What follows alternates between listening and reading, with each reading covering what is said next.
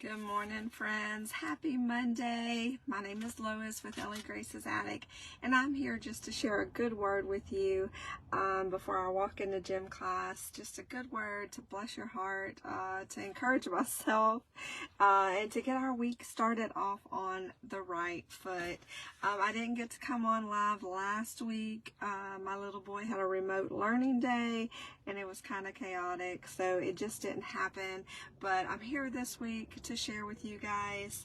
I also need to apologize because I did a super cute craft for you guys live last week, and I'm not exactly sure what happened, but the sound on the video cuts off about at around the 8-9 minute mark. I do not know what happened.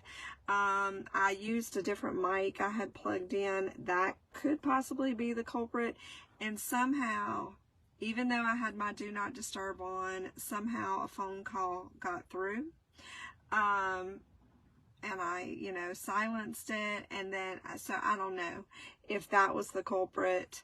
But anyway, I'm going to go try to possibly do some voiceover work on that video so it can still be redeemable, hopefully, for you guys, because the craft was super cute and I think you will enjoy it. So I want to be able to give you guys all the details. So I apologize about that. I will be back later this week with some type of craft for you guys. Just to kind of, maybe I'll do 2 this week, just to kind of make up for that one as well. But we'll get that taken care of, no worries.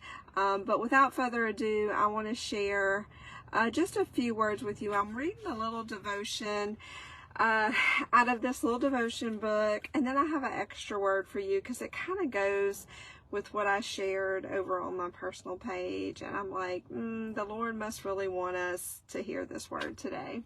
So this little devotion is called Held by God, and it focuses on Psalm 132 or 131, I apologize, chapter 131 in Psalms, verse 2. And it says, I have calmed and quieted myself. I am like a weaned child with its mother. Like a weaned child, I am content. And the little devotion reads, as I neared the end of lunch with my sister and her children one afternoon, my sister told my 3-year-old niece, Anne, it was time to get ready for her nap. Her face filled with alarm, but Aunt Monica did not hold me yet today, she objected, tears filling her little eyes. My sister smiled. Okay, she may hold you first. How long do you need? 5 minutes, she replied. As I held my niece, I was grateful for how, without even trying, she constantly reminds me what it looks like to love and be loved. I think we forget that our faith journey is one of learning to experience love, God's love, more fully than we can ever imagine.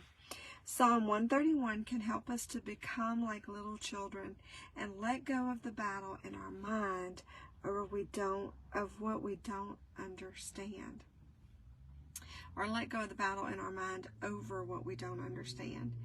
Through time with Him, the Lord, we can return to a place of peace, finding the hope that we need in His love, as calm and quiet as if we were children again in our mother's arms. This is such a beautiful picture of what love truly means, right? It's not,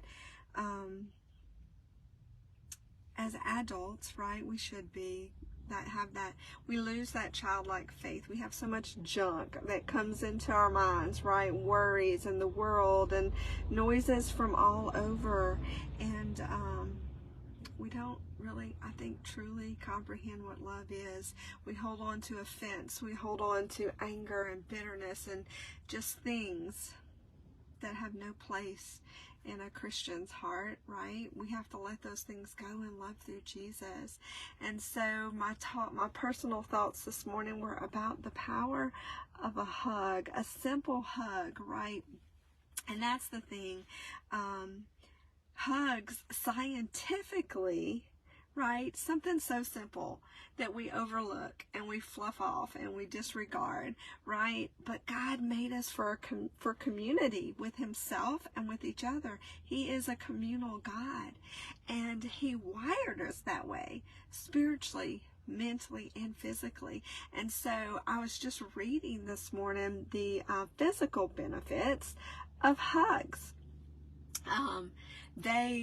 When you hug someone, right, to clasp them fondly, to embrace them appropriately, your body releases endorphins, right, which are proven to reduce stress, to relieve pain.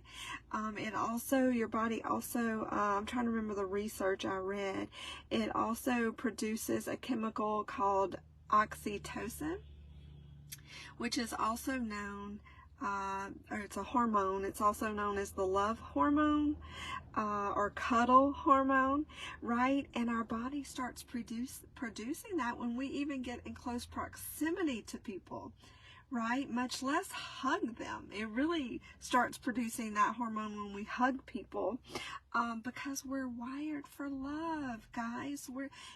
We choose to be offended, and we choose to hold on to hate and anger, but we are wired for love by God himself. And so hugs produce this oxytocin, right, which has all these benefits: reduces stress, anxiety, depression. It builds your immune system. I'm trying to remember all of them because I don't have my notes in front of me. It helps you bond with others. It gives you a sense of security and safety and love. It calms your spirit. There's tons of benefits. Look it up. The benefits of a hug.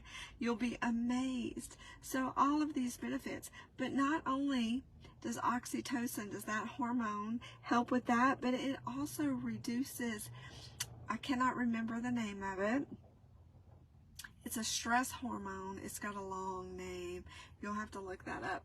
But it is the hormone, the stress hormone, that causes all of those things to, so it not only, it reduces that, it combats that.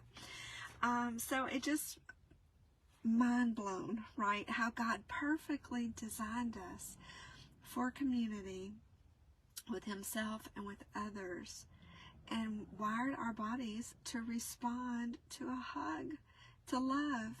So be encouraged today. Go out and hug somebody, okay, if they're willing. Hug them, bear hug them. Hug the people that you love, the people that you live with, right? All of the things. Imagine, and not only give hugs, but receive a hug. Let yourself be held like little Anne in this story and just be loved on for a minute. I think that's the other part of that. Not only are we not willing to share love, but sometimes we're not able to receive love. Give yourself a hug, right? Go out and give a hug today.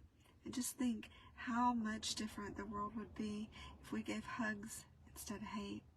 I love you guys. I hope this encourages your heart today. I'm going to go on into gym class and get my exercise on, and I'll be back later this week with something crafty. Be blessed. Mwah.